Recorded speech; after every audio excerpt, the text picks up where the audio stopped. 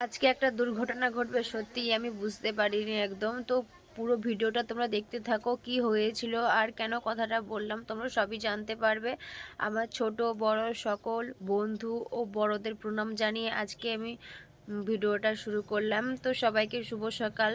তো দেখো, তোমরা তো আগের পোস্টে দেখেছো যে আমার শরীরটা ভালো নেই, তার জন্য আমি আগের মতো এখন আর ভিডিও করছি না। আর আমার হচ্ছে বাবুর সঙ্গে মানে সেরকম কথা বলতেও ইচ্ছে করছে না, তবুও ও আমার সঙ্গে কথা বলার জন্য জোর করছে, আমার সঙ্গে খেলা করছে, দুষ্টামি করছে। তো এদিকে আমি বসিয়েছিলাম বাবুর জল গরম, আর জল গরমের মধ্যে মানে ইউপি তৈরি করার জন্য দুটো নিয়েছিলাম, কারণ সকাল থেকে তো ও তো কিছুই খাওয়া দাওয়া করেনি। তার জন্য আমি ওকে খাওয়ানোর জন্য আর যতটুকু পারবো ততটুকু আমি খাওয়ানোর চেষ্টা করব, কারণ আমারও শরীরটা ভালো নেই, তার জন্য আমার কিছু খেতে ইচ্ছে করছে না।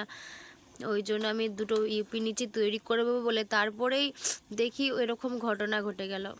হাতে কি হয়েছে? কি হয়েছে হাতে? হাতে কি হয়েছে? ব্যথা করছে? ফু দাও, কিচ্ছু হবে না আর। আমাদের তক্তার মধ্যে বাবুর হচ্ছে হাতটা চিপে যে অনেকটাই ব্যথা পেয়েছে, তার জন্য ওর দিদি হচ্ছে ওকে নিয়ে চলে যাচ্ছে।